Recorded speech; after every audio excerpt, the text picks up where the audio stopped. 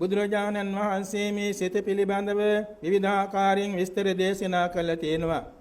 යං චිත්තං මනෝ මානසං හදයන් පණ්ඩරං මනෝ මනායතනං මනින්ද්‍රියං විඥානං විඥානක්ඛන්‍தோ තජ්ජා මනෝ විඥාන ධාතු කියලා සිතර නම් 10ක් දේශනා කළා තියෙනවා ධම්මසංගණී ප්‍රකරණේ. චිත්තං කියන අරමුණු සිතනවා. මනෝ කියන අරමුණු මැන ගන්නවා. මානසං කියන්නේ අරමුණු මැන ගන්නවා. හදයන් කියන්නේ අදහස් දරාගෙන ඉන්නවා. පණ්ඩරං කියන්නේ හිත පිරිසුදුව පවතිනවා. වාගේම මනෝ මනායතනං ආයතන ආර්ථයෙන් කරුණු පහක් දරාගෙන ඉන්නවා. මනින්ද්‍රියං අරමුණ ගැනීමේ ප්‍රධානත්වයේ ඉසුරු බව දරනවා. මනෝ විඥාන ධාතු ඒ අරමුණට ගැළපෙන පරිද්දෙන් මනෝ විඥාන ධාතුව පහළ වෙනවා. මේවා සිතේ ක්‍රියාකාරීත්වයයි. මේ ක්‍රියාකාරීත්වයේ තම හඳුන්වනවා තේරුම් 6කින්. විචිත්ත කරණා චිත්තං අත්තනෝ චිත්තතායවා චිතං කම්ම කෙලෙසේහි චිතං තායතිවා තථා කිනෝති අත්ථ සන්තානං විචිත්තාරම්මනන්ති ච. මේ ගාථාවේ සඳහන් වෙනවා සිතේ පැවතුම් 6ක්. සිත තේරුම් ගන්න මේකත් අවශ්‍ය වෙනවා. විචිත්ත කරණා චිත්තං මේ සිතේ විචිතුරු දේවල් නිර්මාණය කරනවා. මේ ලෝකේ යම්තාක් විචිතුරු දේවල් තියෙනවා නම් ඒ සියල්ලම චිත්තේ ප්‍රත්‍ය කරගෙනයි නිර්මාණය කරලා තියෙන්නේ. අපේ බුදුරජාණන් වහන්සේ වැඩ ඉන්න කාලයට වඩා දැන් ද්‍රව්‍යාත්මක නිර්මාණ අප්‍රමාණ තියෙනවා. තාක්ෂණීය විද්‍යාව දියුණු වෙලා ඒ සියල්ලම සිතින් සිත තමයි නිර්මාණය කරන ලබන්නේ. එනිසා මේ සියලුම විචිත්‍ර දේවල් නිර්මාණය කරන අර්ථයෙන්ද චිත්තේ කියලා කියනවා. අත්තනෝ චිත්තතායවා මේ සිතේ ස්වභාවයෙන්ම විසිතුරුයි. ස්වභාවයෙන්ම සිත විසිතුරුයි. ඇහැට පේන්නේ නැතු නමුත් මේ සිත විසිතුරු බව තේරුම් ගන්නේ සිතේ පැවතුම් අනුවයි. වෙලාවකට සන්තෝෂයෙන් hina වෙනවා. වෙලාවට කනගාටුවෙන් අඬනවා. වෙලාවකට ඔද වැටිලා ප්‍රීතිමත් වෙනවා. තා වේලාවක ශෝකයෙන් තැවෙනවා. වෙලාවක බොහොම නිර්භීත වෙන්නවා.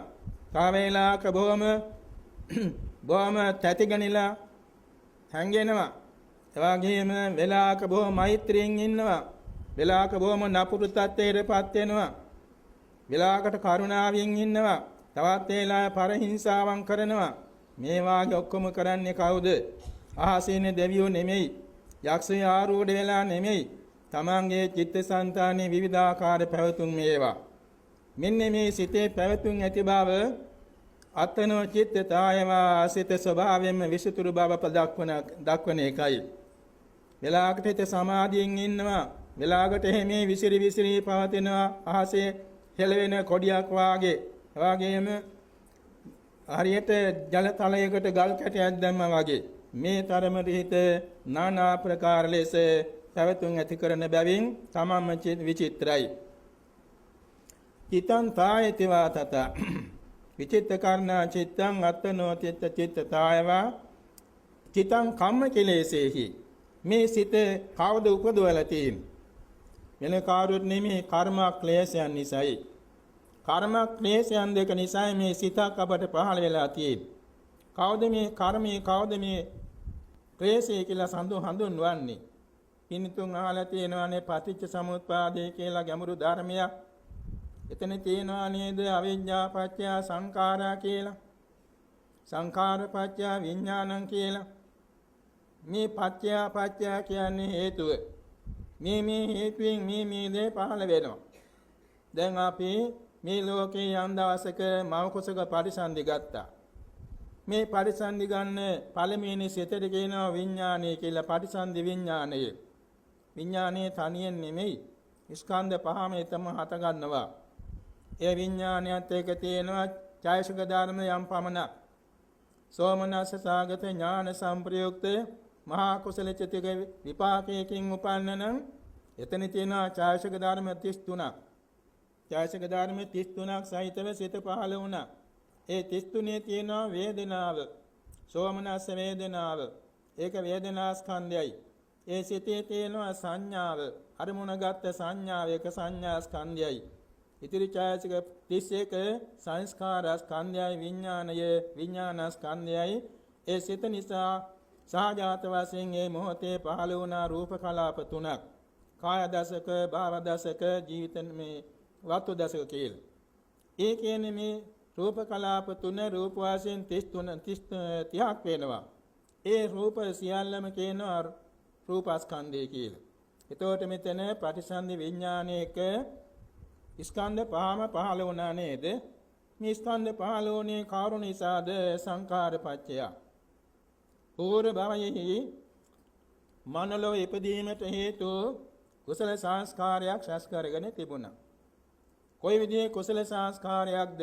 සෝමනස්ස සාගත සිතින්, ඥාන සංප්‍රයුක්ත සිතින්, එක්කෝ අසංකාරික නැත්නම් සසංකාරික සිතින් අපි කුසලයක් රැස්පත් කරගත්තා. එක්කෝ දානයක් දුන්නා. මල් පූජාවක් කළා, පහන් පූජාවක් කළා, බණක් ඇහුවා, බණක් දේශනා කළා. චීවර වස්ත්‍ර පූජාවක් කළා, ආවාසයක් පූජා කළා, ධර්මශාලාවක් කරවලා පූජා කළා, යාන වාහනයක් පූජා කළා. මේ වාගේ කවරෝ පරිත්‍යාගයක් කළා. ඒ වගේම සීලයක් පෙරුවා, භාවනාවක් කළා.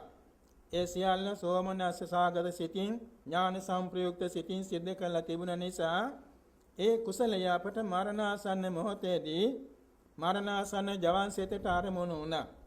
එක්කෝ ඒ කුසලයේ ආරමුණු වුණා, නැත්නම් කුසලයේ කිරීමට හේතු උපකරණයක් ආරමුණු වුණා. එම නැත්නම් මාව කුසලයේ යම් කිසි ආරමුණක් ආරමුණු වුණා. ගති නිමිත්ත. ඔය කියන කර්ම නිමිත්ත, ගති නිමිත්ත තුනෙන් එකක් ආරමුණු වුණා. ඒ ආරමුණු වීමට හේතු වුණේ සංස්කාර.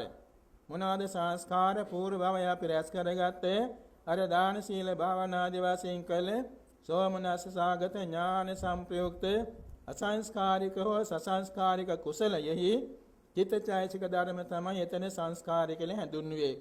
ඒ කියන්නේ තේනවා කර්ම සංස්කාර කියලා දෙකට බෙදෙනවා. මෙතන සංකාරික කියනකොට චේතනා පමණයි, කර්මයේ කියනකොට කර්ම භවයේම ගැනෙනවා. කර්ම භවයේ කියන්නේ දැන් අපි කියවනේ පළවෙනි මහා කුසල් සිත කියලා. ඒ පළවෙනි මහා කුසල් සිතේ තියෙනවා චේතනාව. ඒ චේතනාවට කියනවා සංකාර කියලා.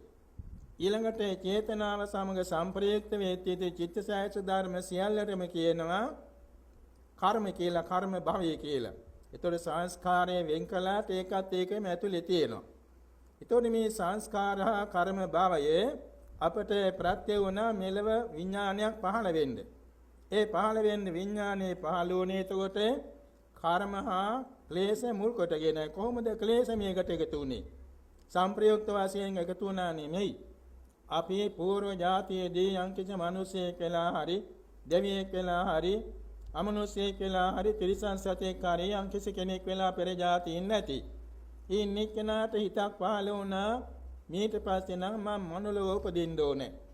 මොකද මනුලව පින් කරගන්න පුළුවන්. ඒ වගේම පතරූප දේශයක උපදින්න නැත්නම් වටිනවා. ඒ වගේම හොඳ කල්යාණ මිත්‍ර දෙමෝපියන් ඇතොත් වටිනවා. ඒ වගේම නැතේ කියන වචනයක් අහන්න නැතුව තියෙන සම්පත් ඇත තැනක උපදින්න නැත්නම් ඒත් හොඳයි. ඔහොම දේවල් හිතුවා. මේ හිතන්නේ කවුද? ලෝභ මූල හිතින්. ලෝභ මූල හිතින් හිතනවා මට මනුස්ස ලෝකේ ඕනේ. මනුස්ස ලෝක නම් හොඳයි. පතරූප දේශයක් නැත්නම් ඒ තවත් හොඳයි. කල්යාණ මිත්‍ර දෙමෝපියන් ඉන්නවා නම් තවත් හොඳයි. ඒ වගේම අර සීල රකින්න නැත්නම් වාසනාවයි. දන් දෙන්න දේ තියනවා නම් වාසනාවයි. ඕවා හිතෙනවා.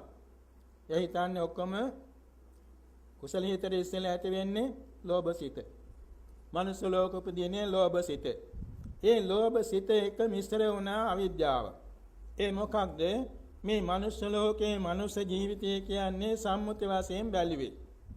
මනුස්ස ජීවිතය කියන්නේ ස්කන්ධ පහක් කියලා එදා හිතුවේ නෑ, දන්නේ නෑ. නාම රූප දෙකක් කියලා දන්නේ නෑ. ආයතන 12ක් කියලා දන්නේ නෑ. ධාතු 18ක් කියලා දන්නේ නෑ.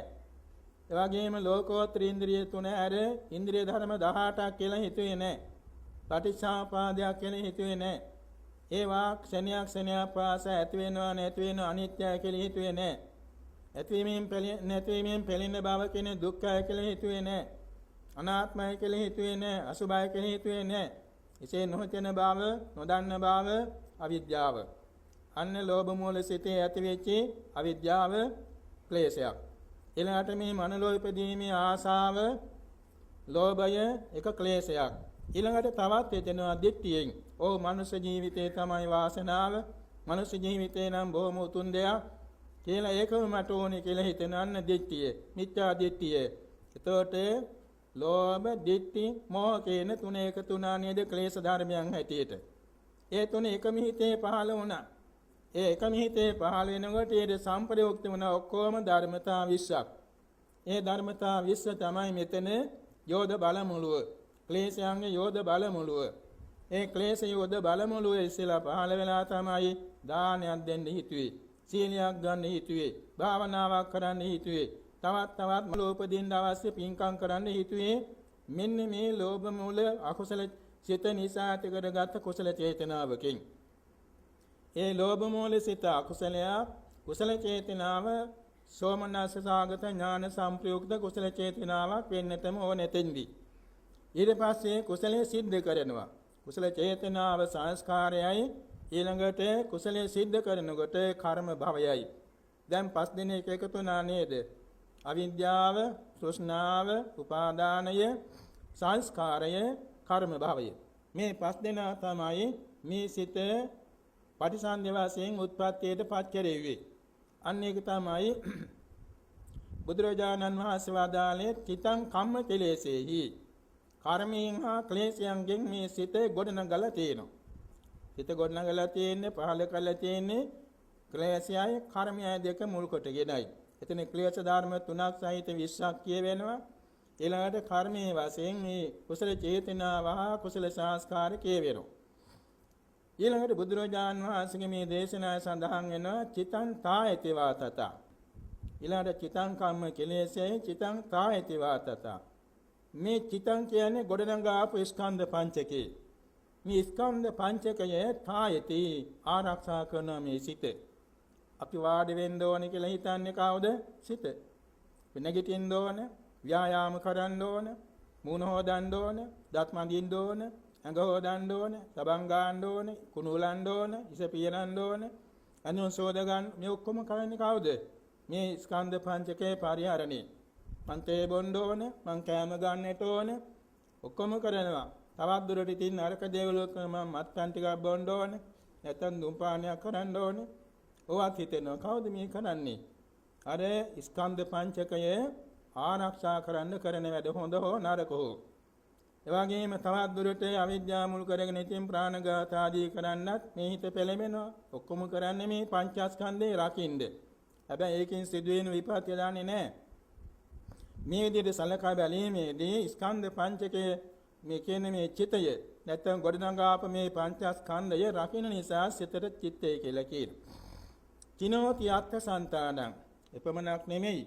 මතු භවයන්ටත් මේ ස්කන්ධ පංචකයේ ගොඩනගන්න මේ හිත සමර්ථ වෙනවා. මතු භවයන්හි ස්කන්ධ පංචකය නැත අතරක් නැර දන්වැල් පුරුක් පෙලක් වාගේ පවත්වන්න මේ සිත උපකාර වෙනවා නැත්නම් ප්‍රත්‍ය වෙනවා සමර්ථ වෙනවා. ඒක තමයි චිනෝති අත්ථ සන්තානං ස්කන්ධ පංචකයේ ගොඩනගනවා තව තවත්. මේ ජීවිතෙත් එහෙමයි. අපි මේ නැවත ස්කන්ධ පරිහරණය කරමින් කරන වැඩ ඔක්කොම මේ ගොඩනගා ගැනීම පිණිසනේ. නැත්නම් නොකානබී හිටියනම් අපි දවස් 7කට වඩා ඉන්නේ නැහනේ. අන්නේ විදිහට ස්කන්ධ సంతානය පවත්වා ගැනීමද සිත යොදන බැවින්ද එතන තියෙනවා කිනෝති අත්ථ సంతානං ස්කන්ධ පංචකය ගොඩනගන බැවින්ද සිත කියනවා. විචිත්තාරම්මනන්තච මේ සිත නොඑක් විසිතුරු අරමුණු ගන්නවා. බෙලාකට අහනවා, ඒකව බලනවා, ගඳ සුවඳ විඳිනවා, රස නීරස විඳිනවා, ස්පර්ශ විඳිනවා. හිතින් හිතෙන එකක් නෙමෙයි. නිරන්තරයෙන් විසිතුරු අරමුණු ගන්නවා.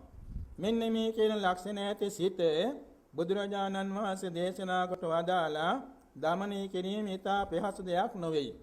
මොකද ඇහැට පේන දේකුත් නොවන නිසා, රූපයකුත් නොවන නිසා අල්ලා ගන්න අමාරුයි. ඒ නිසා බුදුරජාණන් වහන්සේ දේශනා කළ තින සිත අල්ලා ගැනීමට, සිත අරමුණු කර ගැනීමට උපාය ධර්ම රාශියක්. ඒවා තමයි සමත විපස්සනා නමින් හඳුන්වන්නේ.